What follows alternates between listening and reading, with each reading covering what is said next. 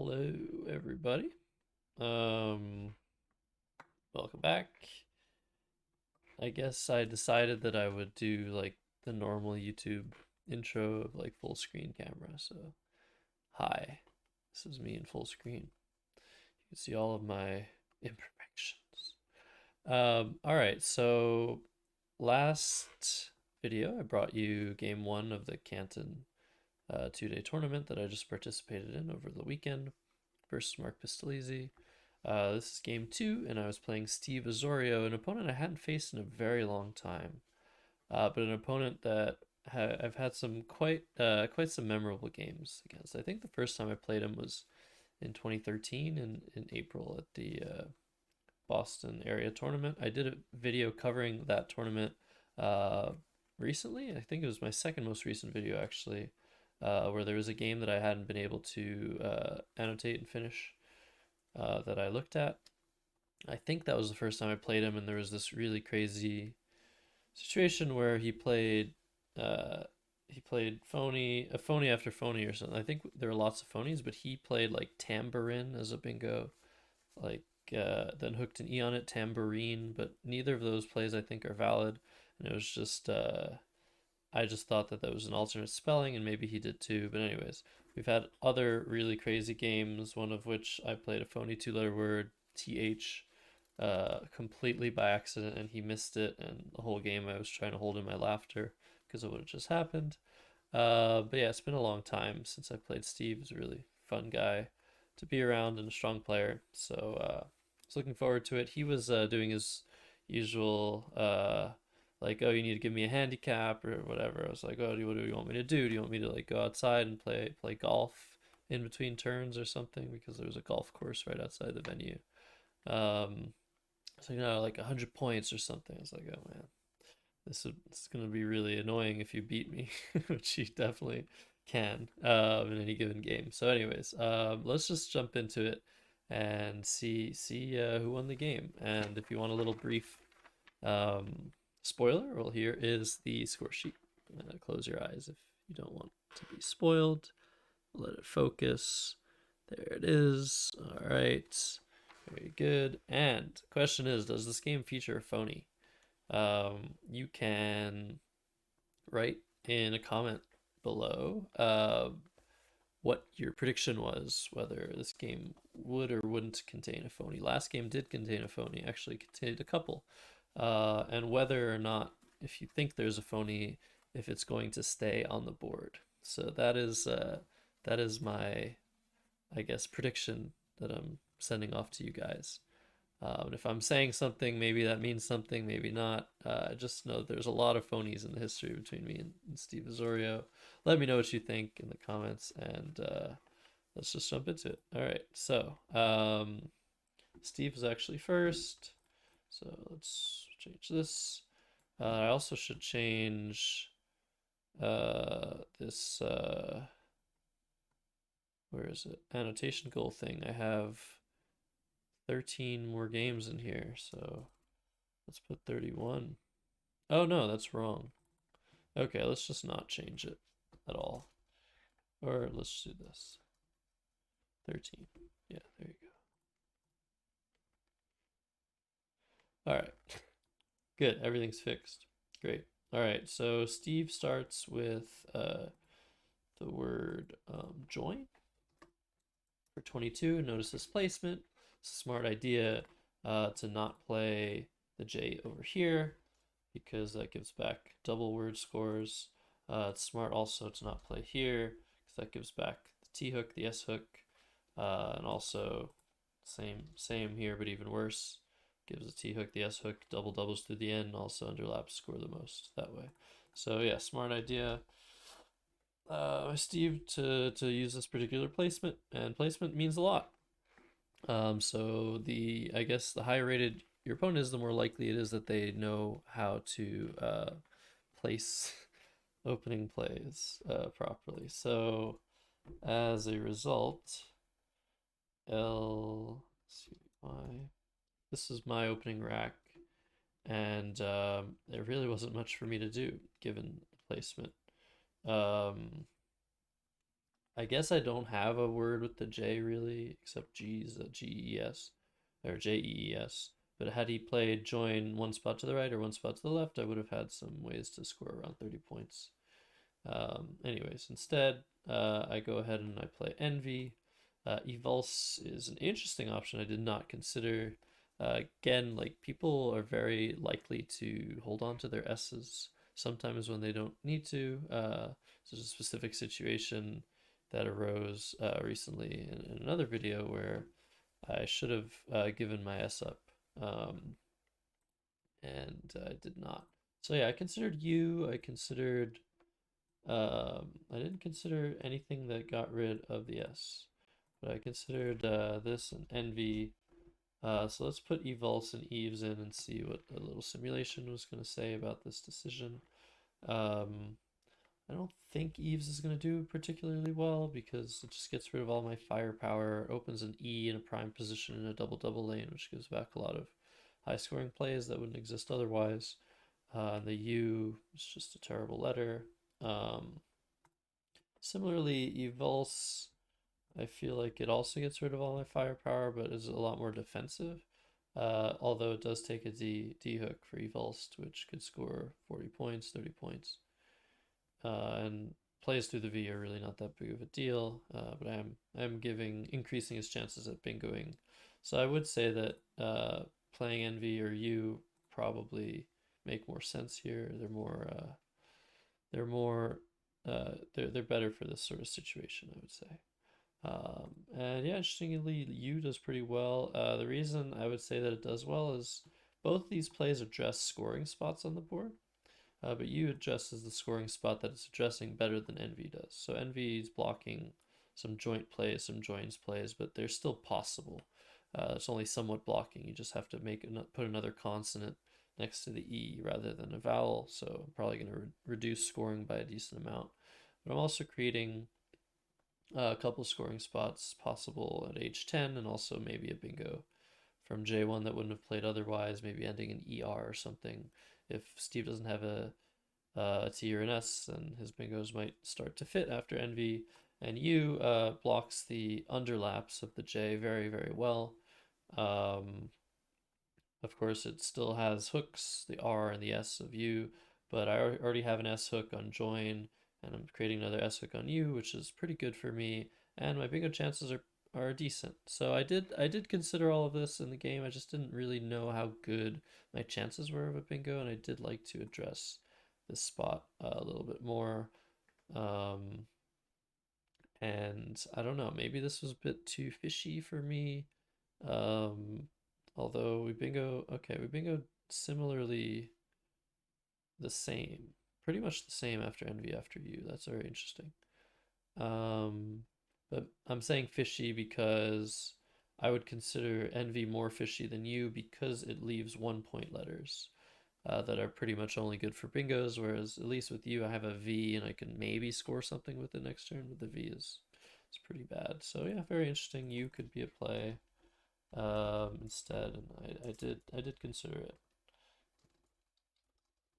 Okay, so questionable. Um, yeah, and I might have played you in a different day. Who knows? Steve exchanges 3, which I was very happy to see. That probably means he didn't have an O to underlap the J, and maybe I addressed the right spot. That's at least what I was hoping. I actually draw the Q to go with the U and another U, and I have a very clear play here of Quay. There's nothing else to consider here. Um, and yeah, underlaps were probably going to happen. Steve plays win.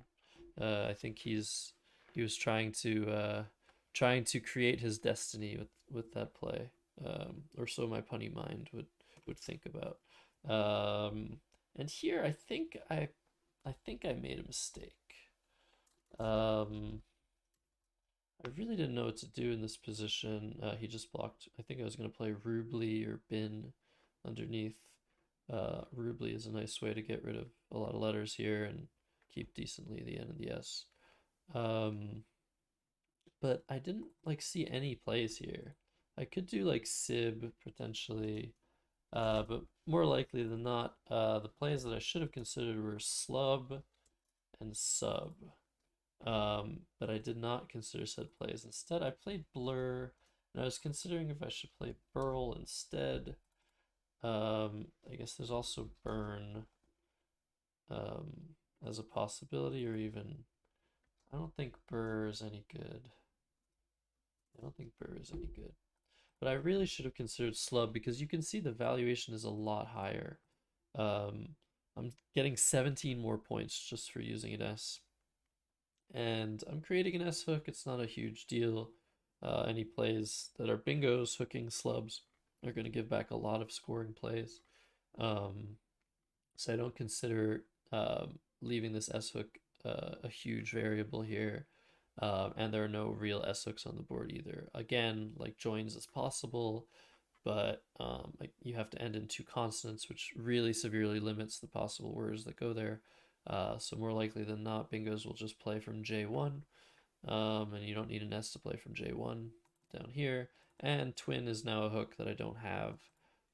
So I think slub was probably the play here. We see the valuation differences a lot. I'm going to simulate it, and I think the plays are going to be closer than 10 points valuation difference.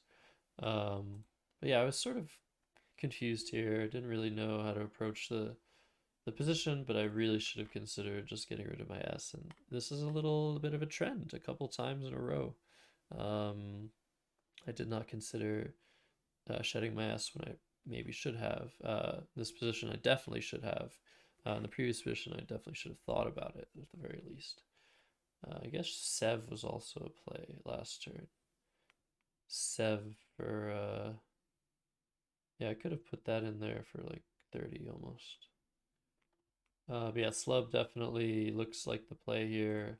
I wasn't sure about Blur over Burl because I was worried that I was giving too much back in terms of overlaps after Blur, wherein the ER it takes an A, an E, an N, an R, an S. Those are all hooks that ER has, whereas if I played Burl instead, hooks to EL are a lot fewer, far in between ELL, ELS, ELK, ELM. That makes up a lot less of the unseen letters than the ones with blur. So I wasn't really sure if I was making Steve's life a bit too easy. I was also concerned that if he did hook the ER with an E, I wouldn't be able to rehook it with the S, whereas every single hook of EL will take an S afterwards and hopefully give me a nice lane at L1 if he does indeed play there, which is something you definitely need to consider in positions like this. Not just the immediate overlaps you're giving your opponent, but what those overlaps give you or them afterwards. But yeah, Slub definitely the best play here. There's no question about it, no doubt in my mind anymore. And yeah, the valuation didn't actually decrease by that much. It's 9 points. Uh, yeah. I really just did not think about it at all. And after my play, I was like, oh, maybe I should have thought about that and spent some time trying to rationalize my decision. Steve took a very long time here and played J8, and that's another hook to ER that I failed to mention. Yeah, J8 for 18. He said he kept an O, I think.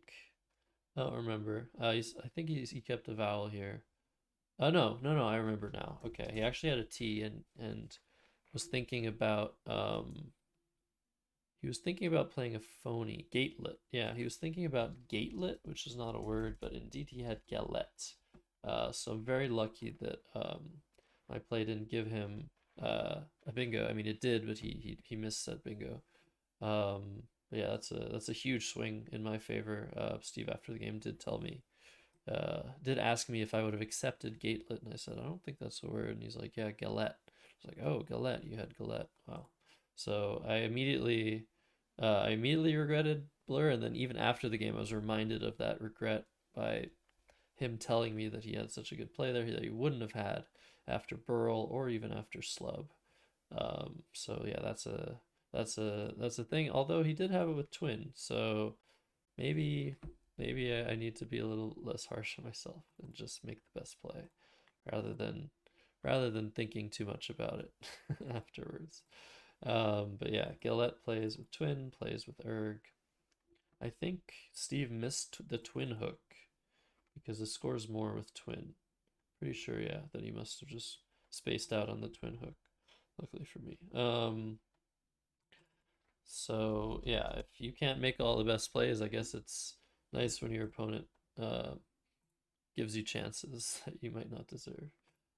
Here's my draw. Eosin was not something I considered. Again, getting rid of the S that I could have gotten rid of. But bio, oleo, oi. I think I was thinking of what was I thinking of other than I was thinking of ionize. Ionize. Oh yeah, I was thinking of ionize here. But Eosin is clearly but has 9 more points. But I thought Ionize was interesting, although it takes hooks and gives black scoring. That was just a nice overlapping play. But instead, I played Oleo. I think Oleo is the right play. Um, really allows me to bingo a huge amount of the time next turn compared to the other plays, and balances the leave with 2 consonants, 2 vowels, rather than 3 vowels and 2 consonants. Usually, if there are 2 plays which I think have a similar chance of a bingo on the next turn, I will make the play that leaves 2 vowels and 2 consonants rather than 3 vowels and 2 consonants, because when you miss your bingo, it might hurt a lot more if you have an um, overage of vowels. So Oleo is my play. Sacrificed a couple points, but I think it was fine. This does take a P hook and F hook, but it's very hard to end words in P or F, especially F, so that's not a huge concern here. And Steve exchanges again. Now it's back to me, and I drew into my bingo. I played Insider.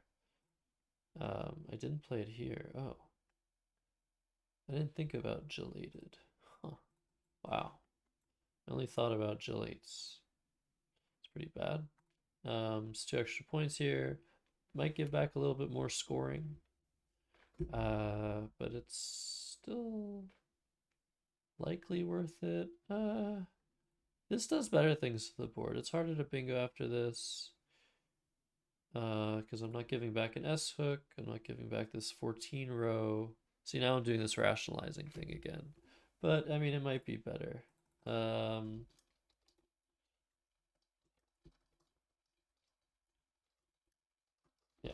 I don't really know. But there are benefits to both. Scoring is good and board control is also good.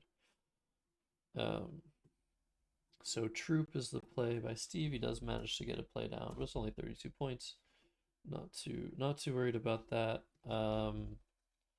Here I had some time. He took a while on his last few plays. I had some time to find a star play here of Raya for 48 after seeing Yahoo, which is already kind of a weird play and tough to find.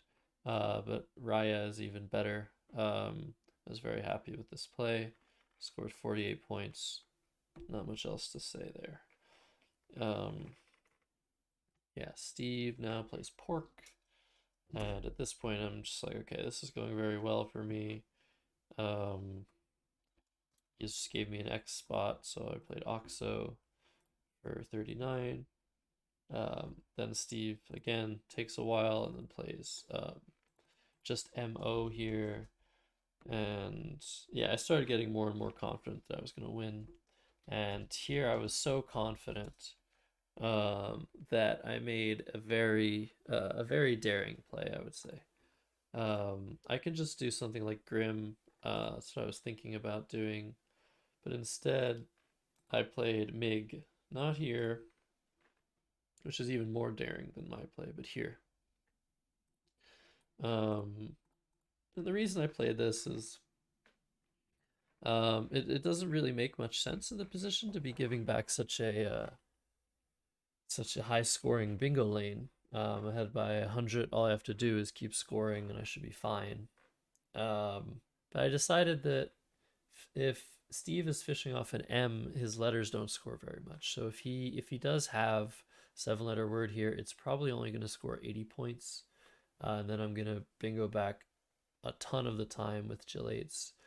So I was basically taking a little bit of a gambit here, or a little bit of a gamble. And yeah, if Steve does hit me hard there, then and I don't hit my bingo, I might actually be in some trouble. But there's still lanes on the board after that, and I should be able to hit my bingo on the turn after, given how good my letters were. Um, so yeah, normally Grim is the play here, but at the beginning of a tournament, sometimes it's good to make plays that might not win as often, but the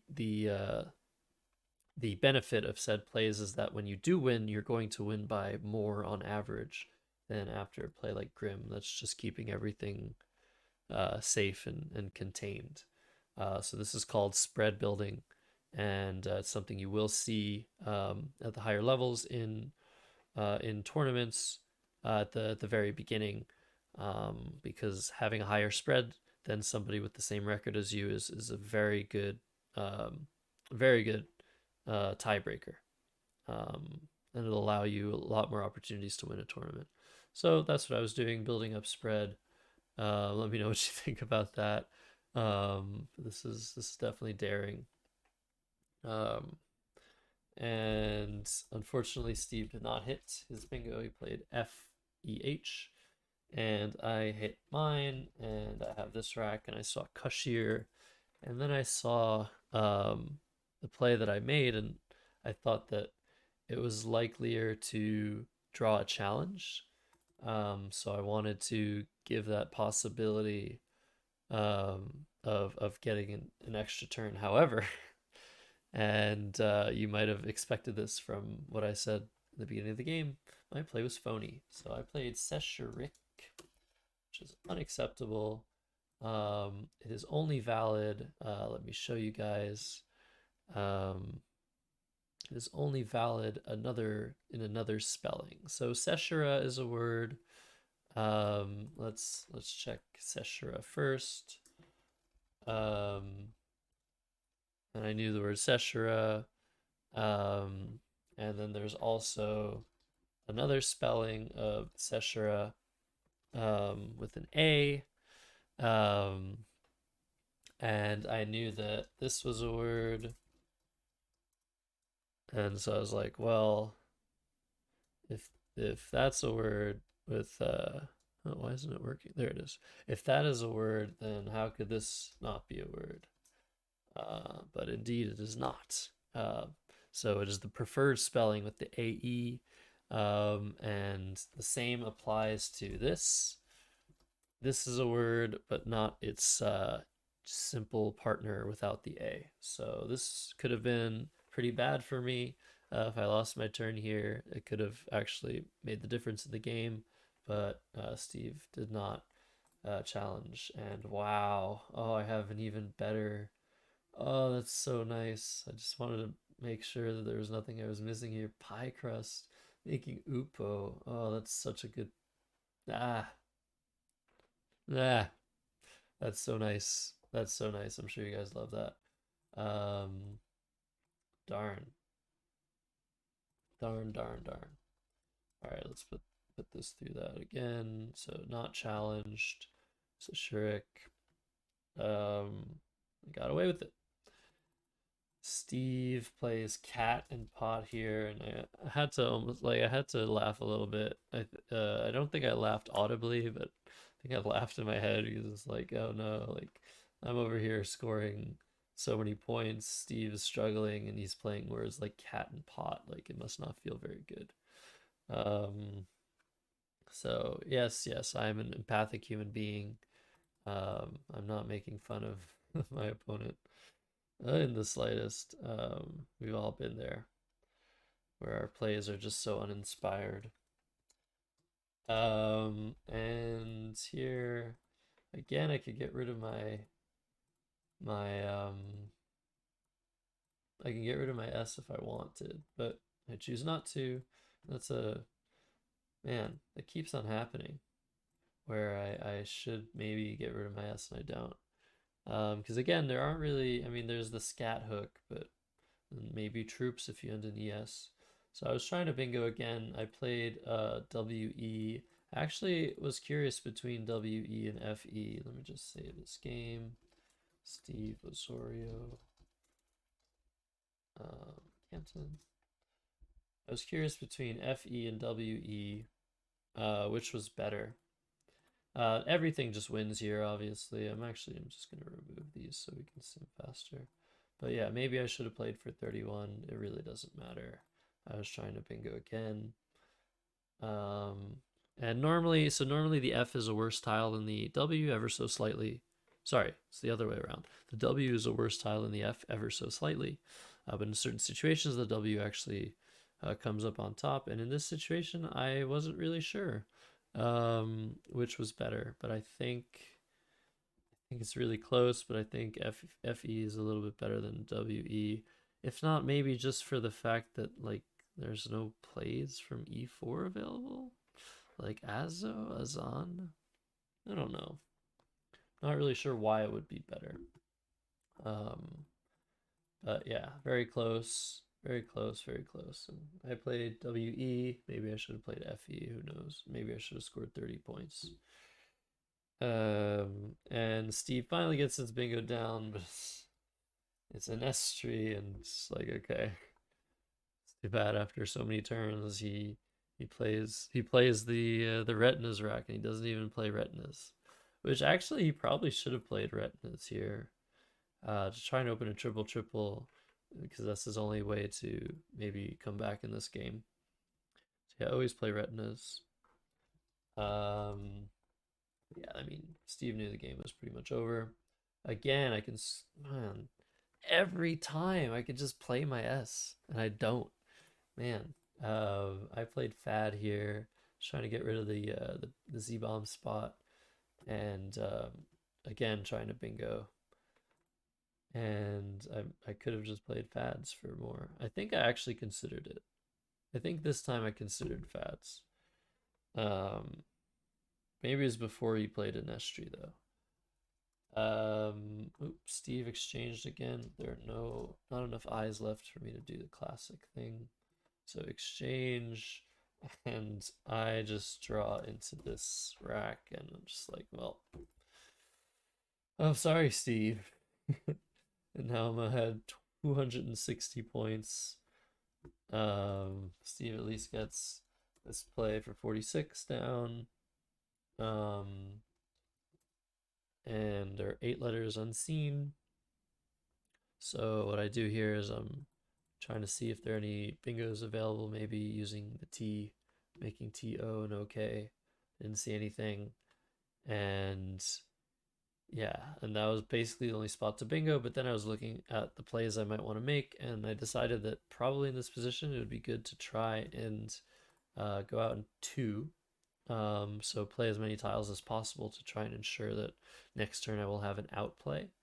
And I'm actually definitely curious about this position because it might not be right to do what I did for just math reasons. It is very good to go out in two, but unless you're guaranteeing that you're going out in two, giving back a lot of scoring plays to your opponent in the process might not make that endeavor worth it. So here I was trying to go through the draws after Vitae and also trying to see if what ab okay, trying to see if it might be worth still playing this despite giving back the Fed plays. Like you could play Dotage, and then I also had to look out for potential bingos that he might have underneath Vitae. I determined that he didn't have any possible 8-letter words, but that in Collins he might. But let's actually double check that because I might be wrong. Okay, no, I wasn't wrong. But yeah, the problem is if we give Steve all 8 letters that are unseen, his plays score over 30 points. Whereas if we give those letters now, his plays score a lot less than that. So I wasn't really sure if the trade-off of giving back so many easy scoring plays for Steve was going to be worth doing, but I thought there was such a good chance that I was going out next turn that it was worth it. Um, And yeah, I don't really know. I don't think the results really gave me any insight into that. So I played Vitae, um, and I draw the U, sadly. So I actually don't draw into an outplay, so this definitely backfires. Um, I think with every other draw, maybe I was drawing into outplays. Maybe not because he can block. He might be able to block. Like with an A, I have ABA and BAA, but only one spot. So he could just be able to block. Yeah, so I'm not really sure how sound my decision making was. But if I draw a T, I have outs. If I draw an O, I really don't have anything. If I draw, I mean, I was supposed to do this in game. I just went with my intuition. I thought this was the right idea. But yeah, if I draw any of the vowels, I'm not going out in two if Steve blocks. So I don't think this is a good play. Yeah, I don't think this was good at all. Anyways, tangoed sadly only fits in Collins because feg is a CSW only word.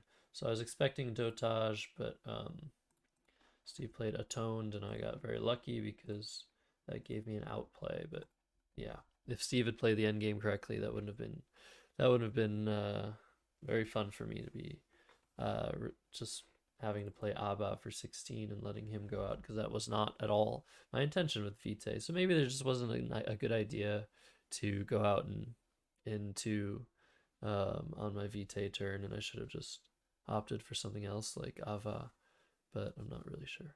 Anyways, thanks for watching. This was a very big win for me. Got very lucky that Steve didn't challenge Seshrik, that he didn't know or see Galette, and that he just struggled to get anything going for the rest of the game after Insider and Raya. And then Donzel's just the cherry on top. So yeah, that was round two of 14, and I'll see you guys on episode 3 for this tournament review. All right, later.